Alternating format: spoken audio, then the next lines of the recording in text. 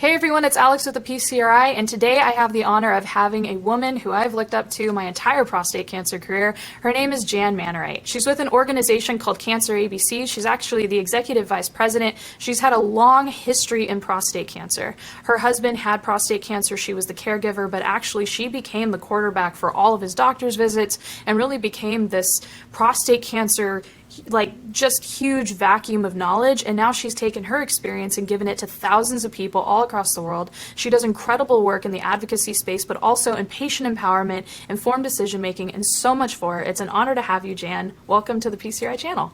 Oh gosh, what a great intro. I've gotta save that. That might be the best intro I've ever had. So you worked at PCRI before I was ever even, I was still in high school. Yeah. So can you talk about kind of how you got into prostate cancer in this space? Yeah, absolutely. That's always a good start. I have a story like so many people, and it was the year 2000, and our son was 9 years old, and my husband was diagnosed with a PSA that was over 7,000. I'm giving you the numbers, they tell the story. I was a restaurant manager, and I was having some very strong instincts as a mother. I wanted to protect my husband, but there's even just something more, and I know you'll understand this. My husband was also the father of my son, and there becomes, kind of a, oh hell no, this is not happening to us. I need to step up, step in, figure something out. Something's, it shouldn't be this bad, and we really struggled with the medical system in getting what I would call clear answers, accurate information, and it doesn't matter whose fault it was. It doesn't matter. What mattered was I would find a solution and help my husband and my son's father. You get real Wow. clear, laser vision as a mom. So my husband had a lot of bone metastasis, and I knew I had to research bone. I didn't know what a prostate was. I'm like, I don't know. I was 45, 46, and but it was in his entire skeleton, and that research led me to PCRI at the time. This was way back when Dr. Strum and Dr. Scholz were co-leading. But my husband lived for 13 years, and that's the last number that I really want you to catch.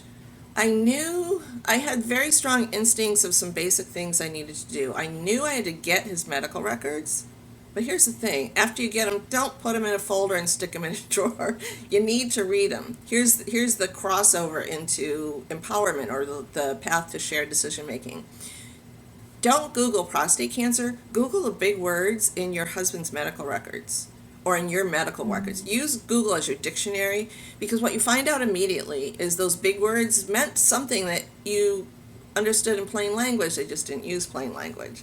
So this is the challenge in any academic field, whether it's lawyers, doctors, accounting. As you get more educated and higher up, we just start inventing our own language, and eventually it gets detached from the very people that you were trying to serve to begin with, and you have to build that bridge somehow. So use Google as a dictionary for the medical records, because medical records speak. 13 years is a long time when it comes to having to advocate and having to research and having to go step by step. So, what treatments did he have, and how did you Oh guys go wow. about that process of deciding Yeah. which ones? So there was a lot of different treatments, and I knew that I needed to monitor what was going on. And through his whole journey, as best as we knew, his PSA blood test was a good marker. So we used that primarily. And let me say something about PSA. First of all, it's never meant to be perfect. We don't throw it out when it's not perfect. It's meant to be understood. And the only thing a prostate cancer patient wants or needs is to understand his own PSA by watching it, by correlating it with other things, scans, symptoms. Understanding your own personal PSA is a big deal and very helpful in your journey. I still say to this day that we're the only cancer that has a blood marker that we can use so often and so well. That's not perfect. Perfection isn't the goal in science. That's misinformation to begin with. We don't have one for colon cancer, for stomach cancer, for head and neck cancer, for breast cancer. We don't have a blood marker that you can probably use to monitor your disease. So remember that it's cheap, it's available, get to understand your own PSA. That's a point of empowerment. I love it. Well, I love the way that you contextualized it because I think oftentimes we're using either PSA as an absolute or not at all. That's And what I'm it's like saying. kind of people No, are like, yeah. that's And not I think the way that science. you Yeah, contextualized it. that's not even Exactly. scientific, because science isn't Right. meant to be perfect. It's meant to deal with probabilities.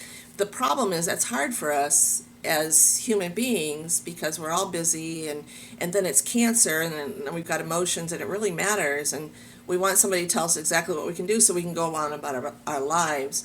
But in our case, I accepted this as a part-time job from the beginning. It was my part-time job and became my full-time job with PCRI. So, That's so cool. so by PCRI hiring me, which they did, you gave me the gift of being able to research and get paid at the same time. And that was a big part of extending his life. I wouldn't have been able to do it if I continued as a restaurant manager in Florida. Well, that leads me to Cancer ABC. So you guys have a myriad of options when it comes to services that you guys provide. And I know that Cancer ABC is a little different. You guys actually focus on people who have multiple cancers and people who have prostate cancer and other types of things because your founder has, I think, 5 cancers. I think Joel Nowak 5. has. We've interviewed him Yeah, before. 5. That's amazing. He's a walking miracle. Can you talk about, do you guys have a helpline? Like, what are your services and what is your core message that you would like to get out to patients? So we do focus on, I mean, a lot of different cancers, but it still is primarily prostate cancer because Joel has always said that's the one he wrestles with the most. And I think the principles that I learned in working the medical system and helping people go from overwhelmed to, empowered, those principles can apply to almost any situation. Even Googling the big words in your medical records, I'm not going to be able to get into details with them or explain things like I can do sometimes in prostate cancer, but I can definitely show them the idea of getting definitions for the big words in your medical records. Inevitably, they help so much. That one thing helps so much because those medical records are as personal as you can get. They're about you and Right. your cancer. And if you understand them just a little bit better, you just understood your cancer a little bit better. And it happens all the time. So I still do that. And you know me, I've always been adamant and clear and free of giving medical advice. It's very easy to do once you realize what you really can do outside of medical advice. There's so much you can do. So, Right. No, thanks for clarifying that. That is a huge point that I think patients, you know, with what PCRI does with cancer ABCs and all these advocacy groups, people are desperate. They're looking for information and they want advice. And it's like, that's actually not going to do you any favors. Giving you information and making you informed and empowered definitely is going to help you because advice comes from doctors. It's like they're advising you on what to do, where it's like we want to empower you with knowledge. I think, Cancer ABCs is really incredible, and you guys, I mean, I've personally been benefited. I called Joel when my 27-year-old friend had an angiosarcoma and I didn't know what to do, and Joel was able to get me connected to the right people and I know who that to is. help him, which Yeah, is really Corey cool. Painter, probably. Yeah. Yeah, yeah, which is an incredible thing. So, it's definitely some incredible resources. So, if people call, Cancer ABCs, do they still have the ability to talk to you? Will you pick up a helpline call? Yeah, I don't get as many phone calls as I used to, but they'll email me. But my shift has become, and thanks to PCRI greatly, you laid a foundation for this, but my shift has become conferences. I love creating these conferences. That's awesome. Yeah, and again, it's that issue where I can reach more people, but I use the same principles. So we've got one Right. November 5th in the Villages, Florida, but the things that I do different are number one, I prepare the speakers and I prepare the exhibitors, but I prepare the patients to come to what I call their own conference. I've never seen that done before, but I do. I set them up to come in with better questions. I suggest that they bring their medical records if they want. Why not? They belong to them. You know, if you're going to ask questions and you end up having additional conversation, if you can look at your medical records and reference your Gleason score, make sure you have it right or whatever it is, this is the path to asking better questions. I give them pointers on asking questions. They get the whole schedule ahead of time. I guess that's pretty normal, but I want them to know that I'm preparing them to ask better questions. That's one of the foundations of shared decision making.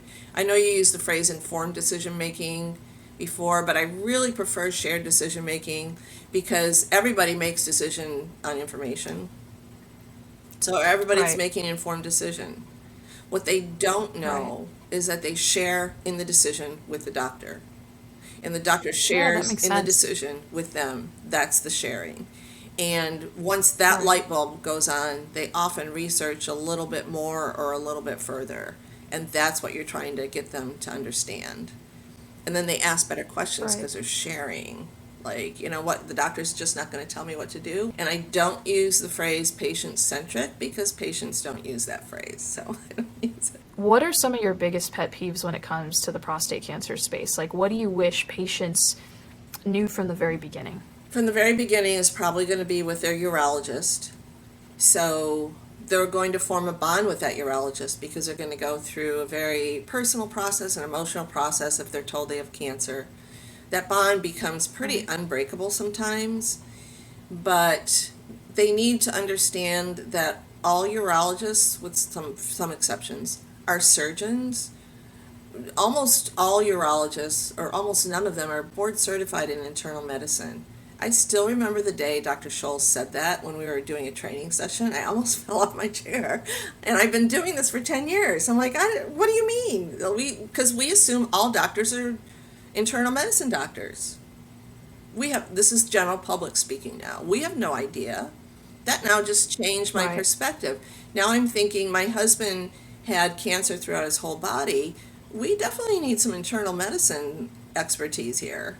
It was having that knowledge that allowed me to make better decisions for him and for us. I finally made a video about that. I don't know if you've seen it, but it's the best video. We've got over 1,000 views. But it's the difference between the three doctors. I don't know if you've seen it. I think, yeah, I have Yeah. seen it. It's a very good video. Yeah, that's one of my favorites because I don't think anybody's explained it really well. I haven't found it.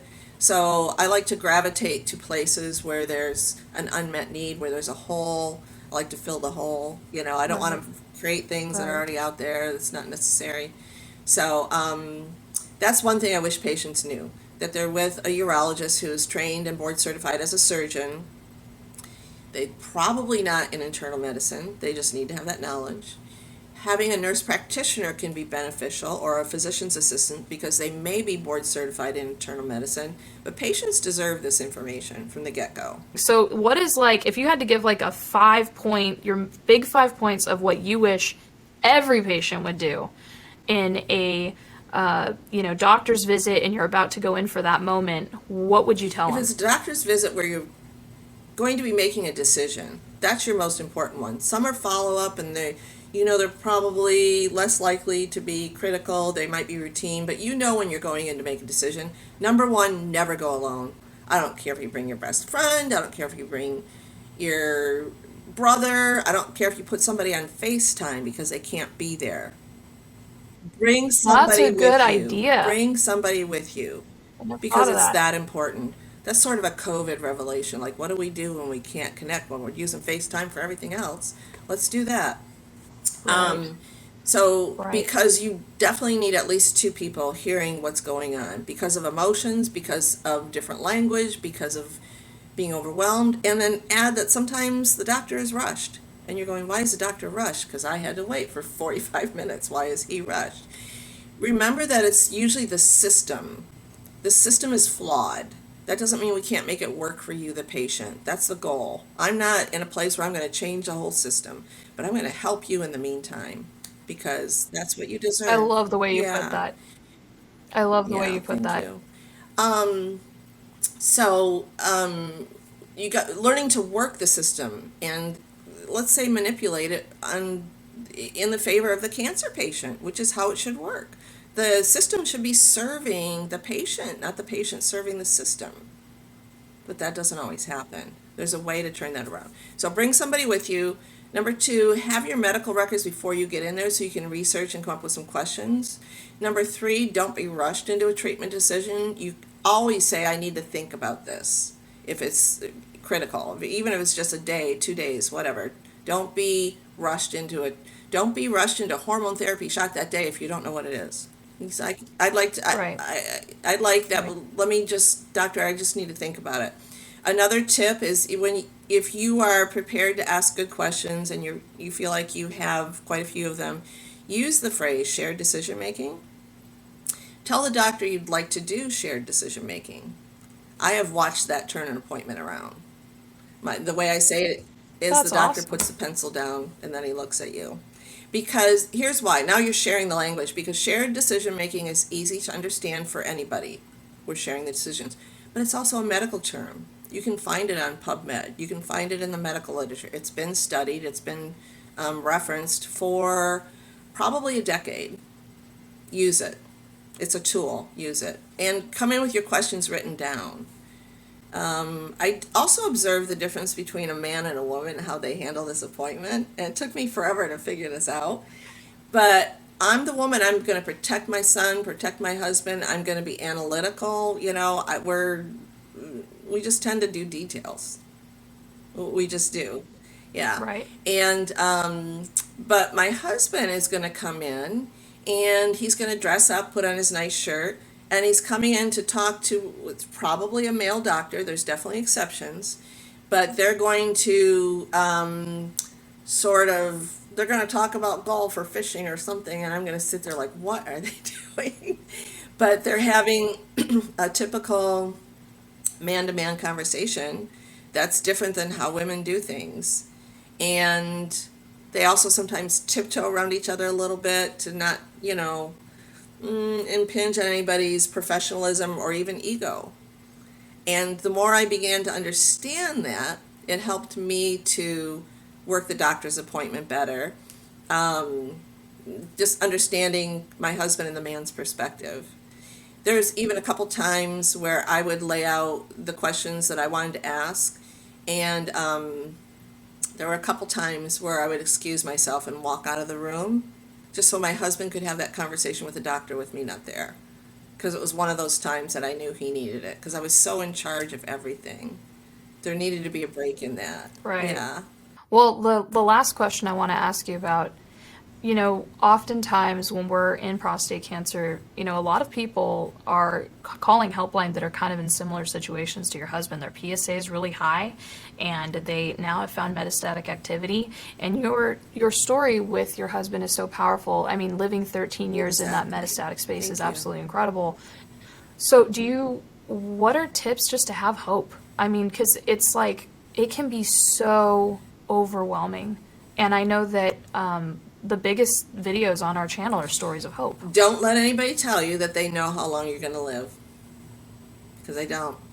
I wrote an article on that. Because the statistics that we're trying to work from to quote you your survival, by the time they're published, they're already not only outdated, but way outdated. And the only thing you're doing to that patient is understating probably what their survival could be, because your statistics are outdated, and you're stealing their hope. So don't let anybody tell you they don't know how long you're going to live. My husband lived 13 years metastatic. Joel Nowak has been 15 years metastatic. Yeah, so that's a really important message. It's a journey. Stay on your journey. And you'd be surprised how much influence you have on it. Not only that, nobody knows what's going to be FDA approved next year. But I can guarantee you this. Every year, yearly, there's big conferences for all the medical oncologists. It's called ASCO. And they're all vying to release new data. There's something new every year. It's the same for urologists. That's AUA. There's something new every year. Nobody can measure that now because it hasn't happened. Stay in your journey, stay engaged, and don't let anybody tell you they know how long you can live. I love it. Thank you so much. Thank you. Oh my gosh. Well, okay, so let's highlight some of the stuff that cancer, like, what are you excited about in Cancer ABCs? Like, as we in this interview, what would you like to highlight? Your conference, you mentioned that. Maybe you want to reiterate. Is Joel there does some anything great else? podcasts. I think that's one of the things we do really well. Yeah, the November 5th conference in Florida. Wow, those right off the top, those would be my top two right out of the gate.